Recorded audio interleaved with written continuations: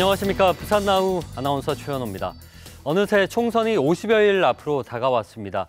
부산에서도 각 당마다 후보를 찾기 위해 노력 중인데요.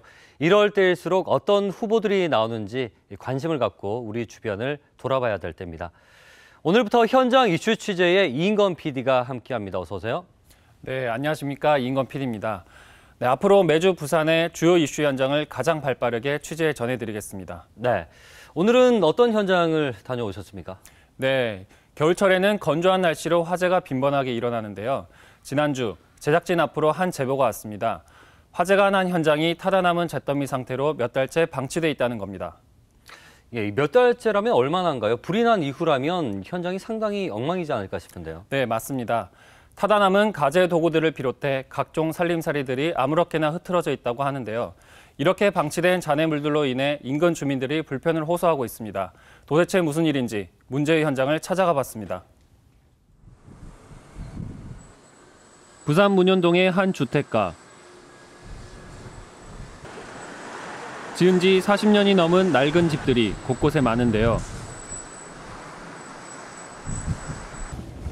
좁은 골목을 따라 불이 난 현장에 찾아가 봤습니다.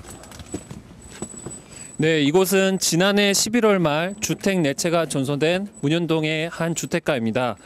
불이 난 지 3개월이 지났지만 아직까지 여전히 방치된 상태입니다. 당시 화재 진압 영상입니다. 불은 강한 바람을 타고 인근 주택 수십 채에도 크고 작은 피해를 냈습니다. 불이 난 흔적은 아직 남아 있었습니다.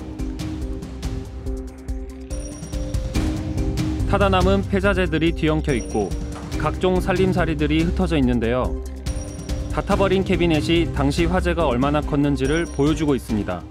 우리 집에서 이리 보니까 불이 나가지고 아무도 안 사는 데서 불이 났어. 그래 우리가 신고하고 여쪽에 아저씨가 한 사람이 신고를 하고 이랬지. 불이 난 집 옆에는 인근 지역 주민들이 이용하는 통행로가 있습니다. 그 통행로 옆으로 불에 탄 잔해물들이 흉물스럽게 남아있어 눈살을 찌푸리게 합니다. 주민들의 불만도 많았습니다. 지나가는 주민을 만나 이야기를 들어봤습니다. 여기 지금 살던 사람들이 이 불 나고 난 뒤에 일부가 타고 나니까 다 이사를 가버렸다고. 그러면 이 안에도 지금 사람이 안 살고 있는데 안에 그 서던 가구 같은 찌끄레기가 그대로 있으니까 굉장히 보기 흉하잖아요. 화재가 난 집 한 곳에 들어가 봤습니다.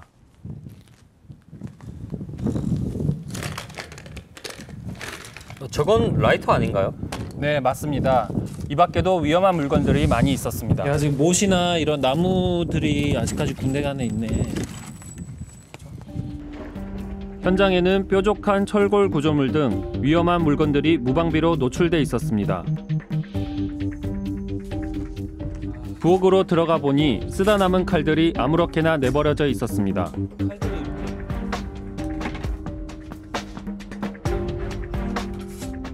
이렇게 보시다시피 그때 사용하고 남은 칼들이 이렇게 있어서 자칫하면 범죄 도구가 될 수 있는 아주 위험한 그런 현장이 될 수 있습니다. 아, 칼까지 있다니 당장이라도 치워야 되는 거 아닌가요? 네, 굉장히 위험해 보이죠?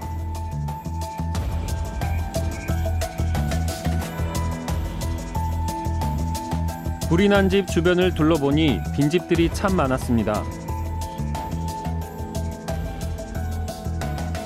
사람의 손길이 닿지 않아 스산한 분위기였습니다. 오랫동안 방치된 한 집에 들어가 봤는데요. 집 안에는 온갖 먼지가 날려 숨쉬기 힘들었고 심한 악취까지 났습니다. 그런데 최근 이곳에 낯선 사람들이 드나든다는 소문이 돌면서 마을 주민들의 불안이 커지고 있습니다. 아니, 불이 나고 3개월이 지났는데 최근까지 누가 와서 이렇게 여기서 음식을 먹었던지 했던 흔적이 이렇게 보이네요. 인근 주민들의 말에 따르면 이런 빈집에 노숙자나 가출 청소년들이 종종 드나든다고 합니다. 혹시라도 범죄가 일어날까 봐 주민들의 걱정이 심했습니다. 이상한 사람들이 저 안에 들어간다니 그게 떠들어야 된다니까요. 이상한 사람들이 전번에도 그런 옛날에 와 그런 말이 있었잖아요. 여기 올라가면 요 또 빈집이 있거든요. 요리 다 빈집에 겁나요. 저 다 뜯어내야 돼요. 빈집은 그 나쁜 사람들 들어있다가 겁나잖아요. 방치된 빈집은 어떻게 관리해야 할까요? 관할구청에 전화 연결을 해봤습니다. 주관 부서가 확실하게 뭐 있는 것도 아닌 상황에서 어느 구청이든지 그거를 어떻게 하겠다고 하는 뭐 이런 부서는 지정이 안 돼 있을 거거든요. 그러면 지역 주민들은 거기서 어떻게 해야죠? 이건 누가 봐도 당장 무너지게 생겼다. 네. 이런 경우에는 법상 뭐 구청에서 해소를 하고 후속적으로 어떤 행정 안내를 하는 그 정도밖에는 못 하거든요. 근데 일단은 그 정도까지 아니니까.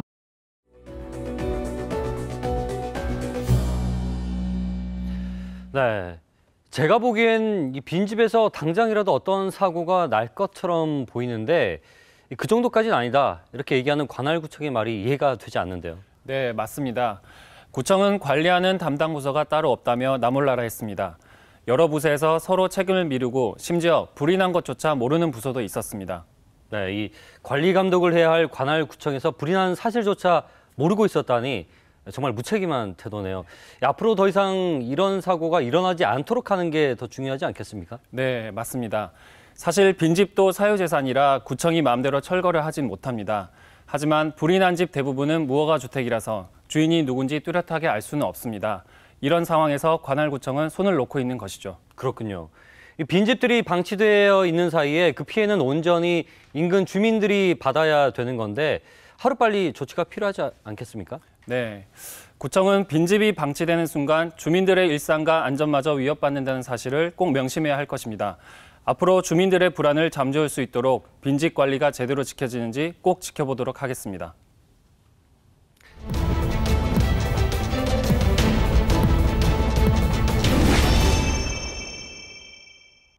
몇 년 전부터 아빠가 아이를 돌보는 육아 예능 프로그램이 큰 인기를 끌고 있죠.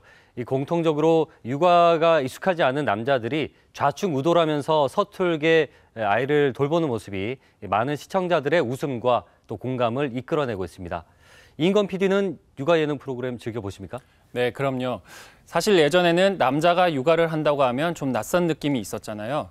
그런데 프로그램을 보면서 남자도 아이 육아에 적극적으로 참여해야겠다는 생각을 많이 하게 되었습니다. 네.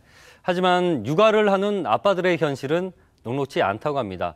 육아 앞에서 고민하는 아빠들, 부산나우가 만나봤습니다. 부산의 한 여성병원. 매달 특별한 수업이 열립니다. 자, 아빠가 뒤에서 한번 안아줄까요, 엄마? 잘 지울 수가 있을 건데. 예비 부모들을 위한 출산 교실인데요. 직접 출산을 하는 엄마뿐 아니라 아빠들도 참여해 출산 전후로 필요한 것들에 대해 배웁니다. 난생 처음 부모가 되는 사람들, 예비 아빠들은 걱정이 앞섭니다. 아니면 잘 나세요 하고 올라왔어요. 일단 기본적으로 아기 기저귀 가는 거 하고 씻기는 거 하고 이런 거는 다 해야 될 것 같고요. 일단 빨래나 설거지 같은 것도 제가 다 해야 될 것 같고 그렇네요. 잠 못 자는 경우도 생길 거고 또 아무래도 육아로 인해 받을 좀 스트레스라든지 그런 것들. 주변에서 얘기 좀 많이 들으셨나 보네요. 예, 아무래도 이제 애 놓고 나면 이제 끝이다. 육아 앞에서 한없이 작아지는 아빠들, 그 모습을 담은 아빠 육아 예능 프로그램이 몇 년 전부터 큰 인기를 끌고 있습니다. 아버지, 우리가 한일 봤는데. 육아에 서툰 아빠들이 좌충우돌하는 모습은 많은 시청자들의 웃음과 공감을 이끌어냈는데요. 파란 불에 찻길도 건너야 되고, 알았지? 그렇다면 아빠들의 진짜 육아 현실은 어떨까요? 사상구청에서 근무하고 있는 2년차 아빠 정차현 씨를 만났습니다. 그는 40이 넘어서야 첫 아이를 얻었는데요. 그만큼 아이에 대한 애정이 남다르다고 합니다.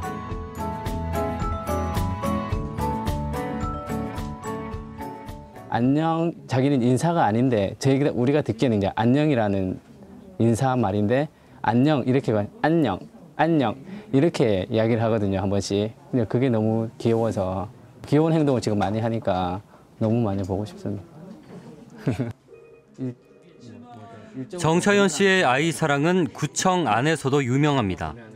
동료들 사이에서 그는 1등 아빠이자 육아 전문가로 통하는데요.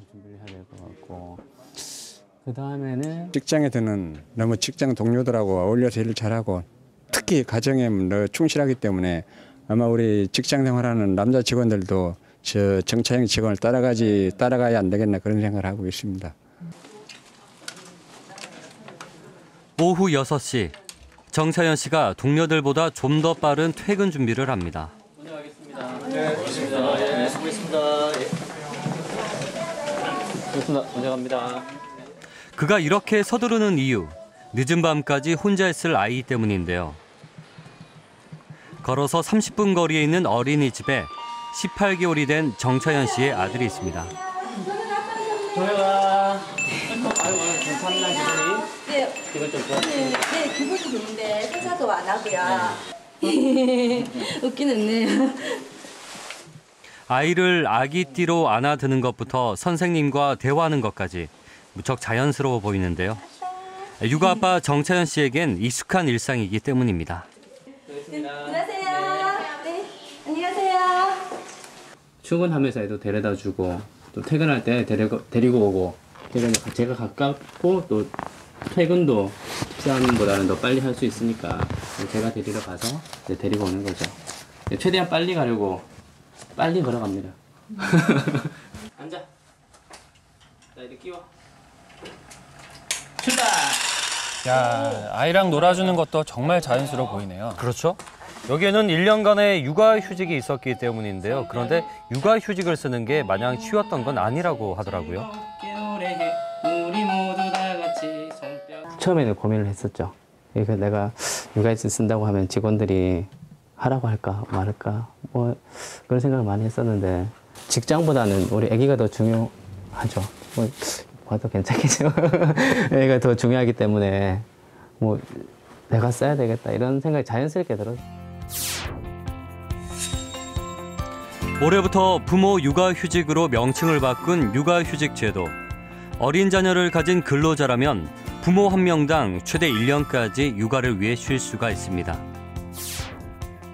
아빠들의 육아 참여를 장려하기 위한 아빠의 달 인센티브 제도도 확대됐는데요. 육아휴직을 하는 첫 달 통상임금 100%를 한 달 동안 지원하던 것을 올해부터는 그 기간도 3개월로 늘렸습니다. 야, 너 너무 1년간의 육아휴직 기간은 초보 아빠였던 정차현 씨를 진짜 슈퍼맨으로 만들어줬습니다. 하지만 처음에는 웃지 못할 실수도 많았다고 하는데요. 울기 시작하는데 얘가 왜 우나? 이래가지고 이제 살짝 달래면 괜찮았죠. 계속 달랬는데 계속 우는 거예요. 달래고 또 잠이 와서 그런가 재워도 보고 막 이래 했는데 안 되더라고요. 그래서 이거 좀 먹여야 되나? 이러면서 이제 분유를 한번 타서 먹여보니까 그때 이제 배고파서 울었더라고요. 그래서 아이를 위해 과감하게 일 대신 육아를 선택한 정차현 씨. 힘든 결정이었지만 결코 그때의 시간을 후회하지 않는다고 합니다. 맛있어. 네, 저는 너무 잘했다고 생각합니다. 남자가 애를 자기 아기를 갓난아기 때부터 보면서 키울 수 있다는 거는 정말 큰 복이라고 생각합니다. 아빠 육아를 장려하는 제도와 달라진 사회적 분위기 속에서 정찬 씨처럼 육아에 뛰어든 아빠들이 점점 늘어나고 있다고 하는데요.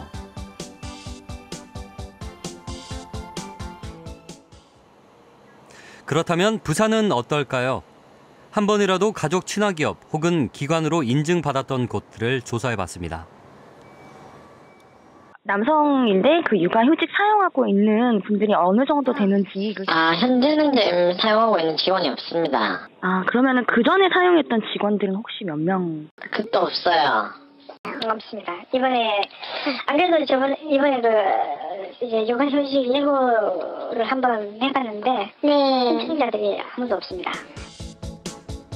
그런데 시청을 제외하면 대부분의 기업들에서 남성 육아휴직자를 찾기가 어려웠습니다. 왜 육아휴직을 사용한 남성들의 비율이 낮은 걸까요? 어렵게 육아휴직을 사용했던 한 남성을 만나봤습니다. 그러니까 위에서는 이제 그렇게 되면 고가도 제대로 못 받을 거고 하는데 일단은 뭐 있는 휴가로 한 일주일, 1개월 정도 쉬었다 와라. 갔다 온 다음에 인사고과나 그때 말씀하셨듯이. 네, 시 받았어요. 예. 명태 대상 선정할 때 시 이하를 2년 연속 받은 사람을 명태 대상으로 잡거든요. 하위 10% 안에 들어간다고. 하위 10%.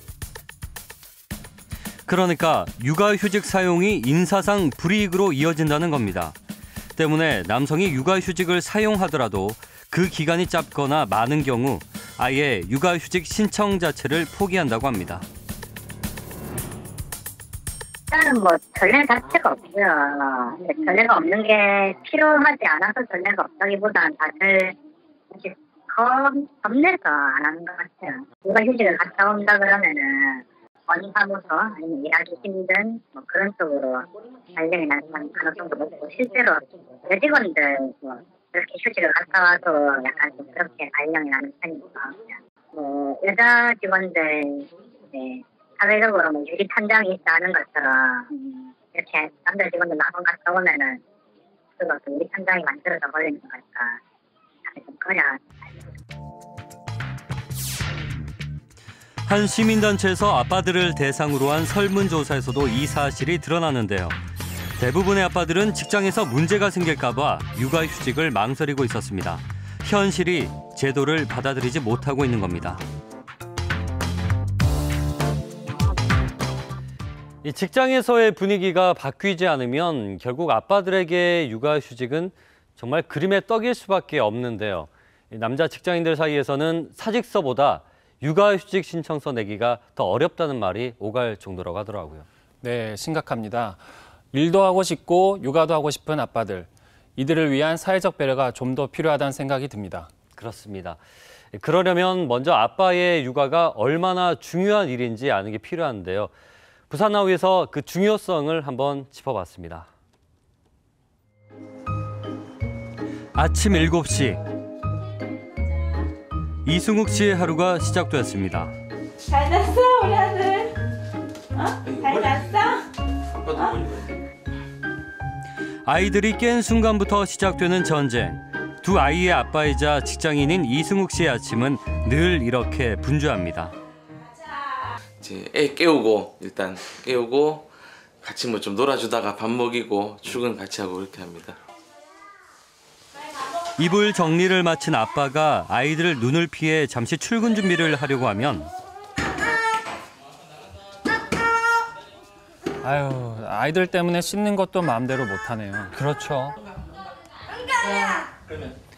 결국 씻다만 치러 다시 나와야 했는데요. 장난기 넘치는 남매 때문에 자주 벌어지는 일이라고 합니다. 아이의 어린이집 등원부터 본인의 출근 준비까지 모두 1시간 안에 해결해야 합니다. 아이를 등원시키고 나서야 겨우 한숨을 돌릴 수가 있었습니다. 아침에 저도 사실 혼자 준비하기도 빠듯하고 한데 뭐 그런 출근할 때 문제라든지 그 요즘은 또 퇴근해서 이제 저녁 있는 삶을 사는 거 그것도 이제 하나의 컨셉이다 보니까 이제 충실하게 해야 되는데 사실 일을 하고 뭐 그러다 보면은 좀 많이 힘들죠. 예. 저녁 6시, 또 다른 직장인 아빠를 찾았습니다. 두 딸의 아빠인 박성호 씨.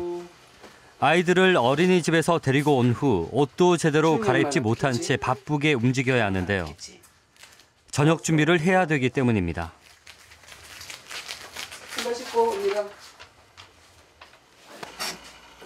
아이 둘을 키우면서 자연스럽게 요리를 담당하게 됐다고 합니다. 집사람이 애기들 보고 있으면 이제 주변 정리부터 해서 설거지도 하고 뭐 가끔 밥도 하고. 맞벌이를 하는 부인이 워크숍에 가는 바람에 오늘은 박성호 씨 혼자서 아이를 봐야 하는데요.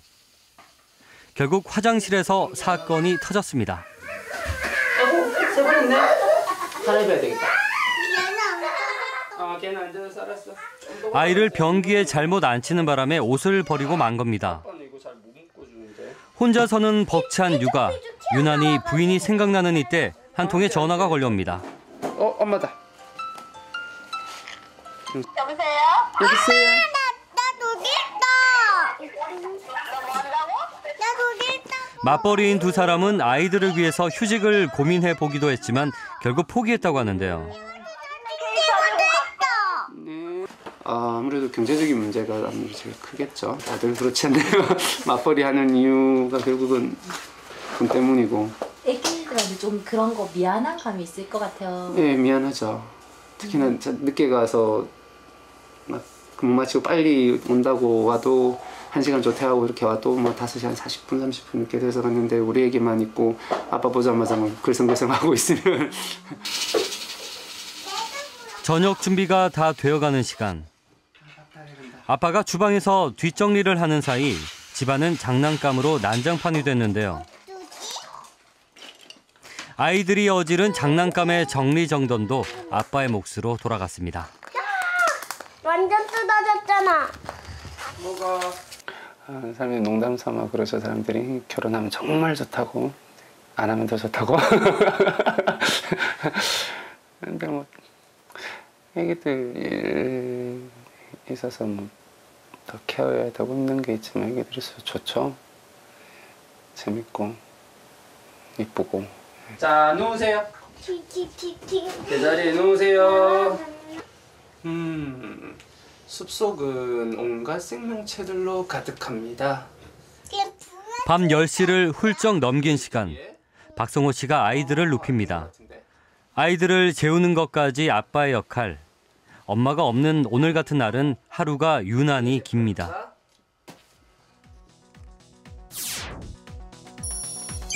일과 육아 모두에서 슈퍼맨이 되고 싶은 오늘의 아빠들. 하지만 경제적 불안과 과도한 업무 탓에 아이들과 시간을 보내는데 어려움이 많다고 합니다. 그러나 노르웨이나 스웨덴 같은 복지 선진국의 이야기는 다릅니다. 아빠의 육아 참여가 아이들의 두뇌 발달은 물론 정서적 유대감에도 큰 영향을 끼치는 것으로 밝혀지면서 국가 차원에서 근로시간 단축과 육아휴직 사용을 의무화한 것입니다. 과거에는 이제 아이가 성장하는데 부모가 영향을 미친다는 것은 상식적인 이야기이긴 하지만 그때 부모라고 했을 땐 대부분 엄마를 의미하거든요. 왜냐하면 육아를 엄마가 전담했기 때문에.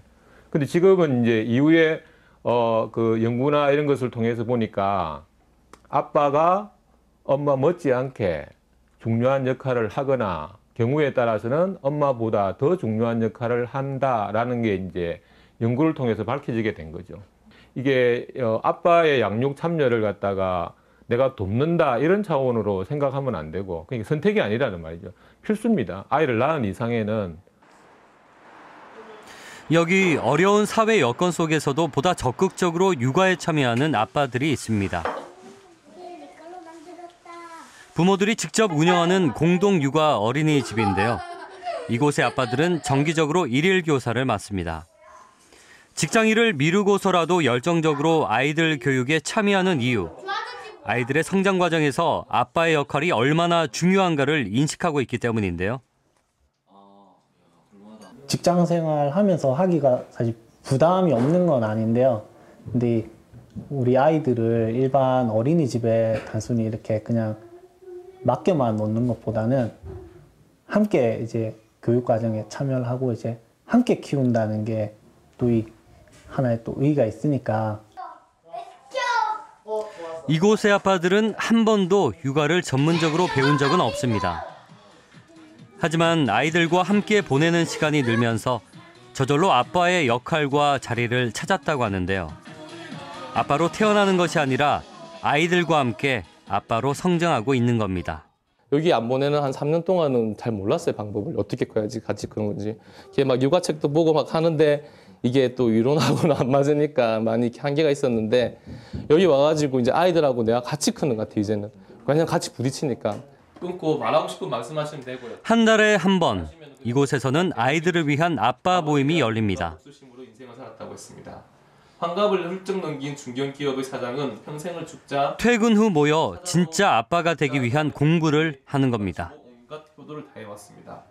무성애라고 하는 게 그냥 또 생기지는 않더라고요. 애가 태어나서 아기 때 이제 낮과 밤을 가리지 못하고 막 울 때 정말 힘들었거든요. 왜냐면 난 출근해야 되는데 정말 그때 농담을 그렇게 했었거든요. 이게 내 아이만이었으면 얘를 내가 안고 있을까 지금. 그런 경험들이 쌓여서 이 아이가 내 아이고 이 아이에 대한 애착, 무성애라는 게 생겨나는 것 같아요. 나라는 사람이 제일 많이 바뀐 것 같아요. 여기 와가지고. 그게 이제 오히려 이제 아이들한테 감사하게 되고 여기 계신 다른 집 아빠들, 친구분들이라고 할 수도 있고 뭐 형님들도 있고 한데 그분들한테 제일 감사한 일이죠. 날 부르는 거라고 우기던 가슴이 밤새 아파 울음 그치지 않는 날은 한없이 다 들어가고 엄마 베이비 놀라운 세상 내가 바뀌어진 하루 너 우리에게 온 날부터 엄마 베이비 I love you 마음껏 기지개를 펴 너의 걸어가야 할 길은 힘들 때도 네, 육아를 통해 진짜 아빠가 되어가고 있다는 말이 참 가슴에 와닿습니다. 아이가 커가는 과정을 곁에서 지켜보면서 아빠들 스스로 성장할 수 있도록 사회적으로 돕고 지원하는 프로그램들이 많이 확대됐으면 좋겠네요. 그렇습니다. 남자가 육아를 한다는 게 더 이상 낯선 일이 되지 않도록 우리 사회 전체에서 한 번 더 또 심도 있게 고민해 볼 필요가 있겠습니다. 부산나우 오늘 소식은 여기까지입니다. 고맙습니다.